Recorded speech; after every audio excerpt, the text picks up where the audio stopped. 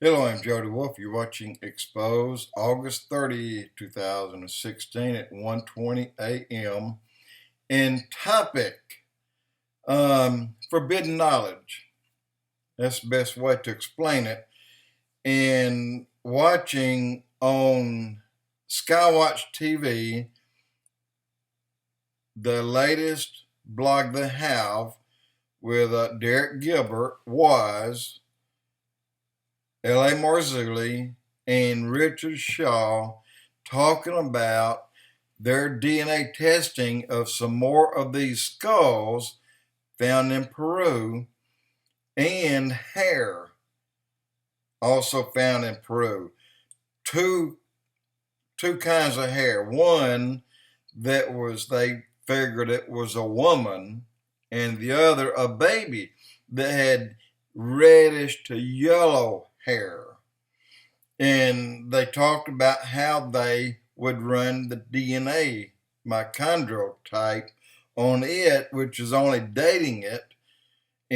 But the bone in it, I take that back. On the hair DNA, they can also tell what part of the world it came from. One said Middle East, and one said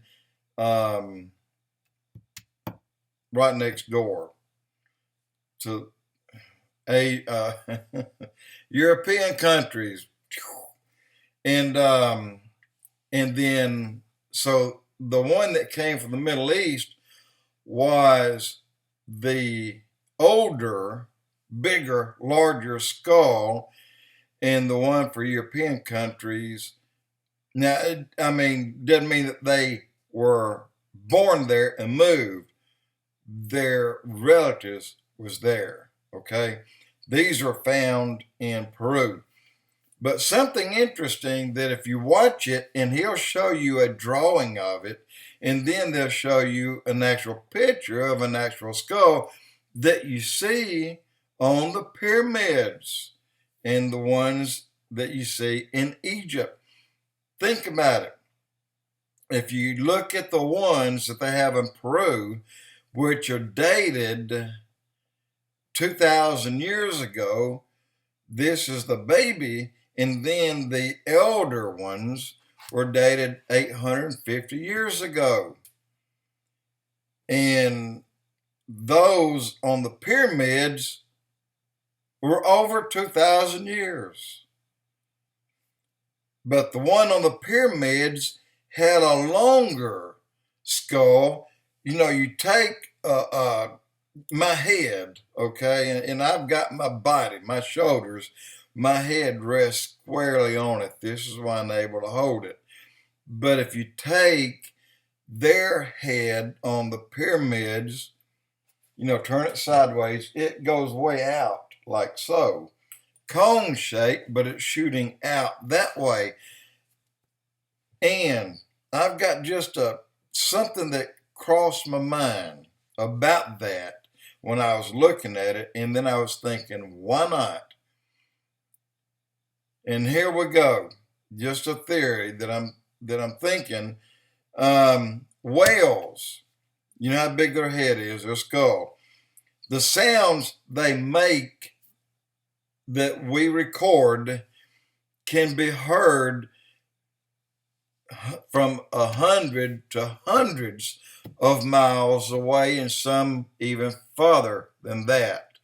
And mentioning 1,000 miles, that this tone, this low, steady, real deep bass hum coming out of this whale is resonating 1,000 miles away. That's interesting. And the reason that's interesting, you take a smaller dolphin where they make a sound that can be heard 100 miles or a little further away.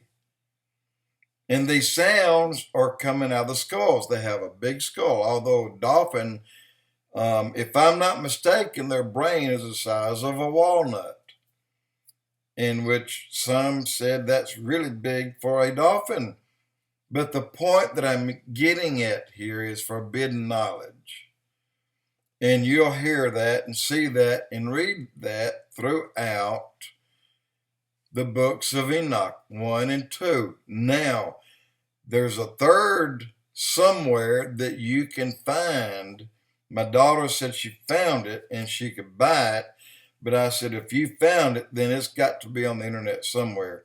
If somebody has a third book of Enoch and it's for sale for $80, it's been tampered with. The original book of Enoch that's not been tampered has the original writings be worth thousands of times that, because it's a book of knowledge, and it's a book of forbidden knowledge at that. Here's what I want to say, because I'm thinking this. These skulls, I don't know how big the brain was. I'm sure it was a good bit larger than ours.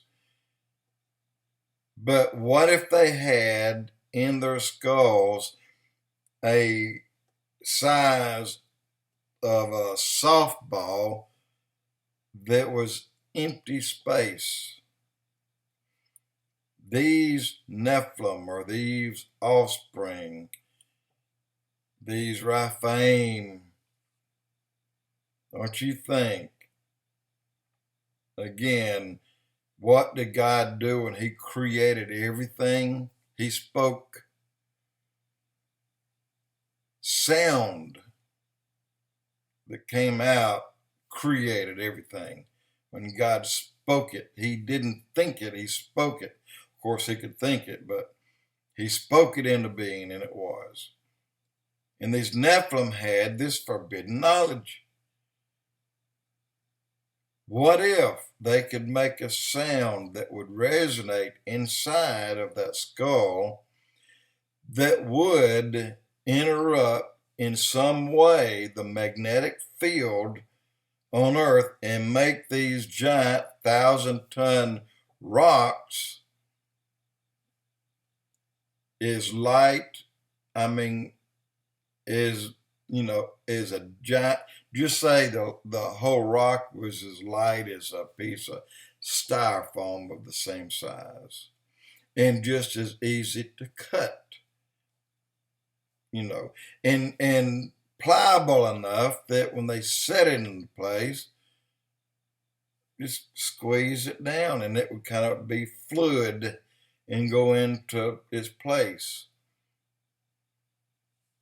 By resonating a sound. Sounds, if you look and you type up sounds and what sounds can do to water, what sounds can do with sand, look it up on YouTube and you'll be blown away by taking one tone, going from low to high pitch, and you will find inside of a single drop of water, from low to high pitch, depending on how quickly they make it and how quickly they go with it, or how slowly they go with it. If they go slow, you may count 1, 2, 300 designs that your mind's never even thought of, sitting there before you under a good microscope, watching it, and they're snapping pictures along the way.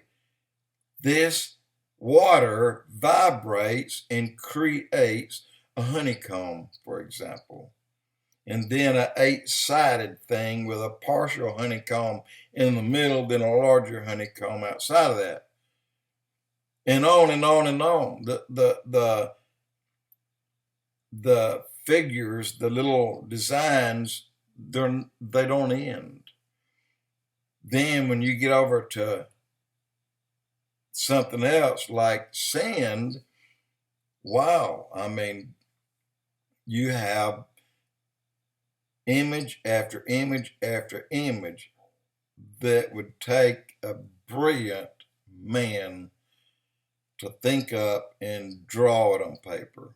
But yet you can do it on sound and lay it on the top of a drum lid so big, crank up that sound, and all of a sudden that sand is dancing, but it's making designs. So why couldn't the Nephilim with that hollow space in the back of their head or wherever it may have been, create a sound that would do what they wanted to do. Reach in with their single hand and just grab a hold of a piece of styrofoam rock that's 1,000 tons, that's lighter than styrofoam. They hold it with one hand, and maybe they sit there and chunk it 3 miles to the next guy, and he catches it, throws it to the next. You never know, but it's called forbidden knowledge for a reason. And the first 2 books clearly tell you what that forbidden knowledge was, but it does not tell you how all of it was done, except the workings and the makings of weapons and how to work metals, gold, silver, copper, brass, lead, iron, just on and on.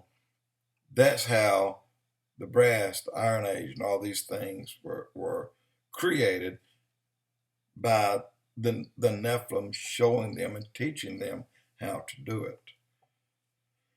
Some things that maybe God just said, no, you can't teach them to do that. But he's, gave him some room on some things, but some he stopped them.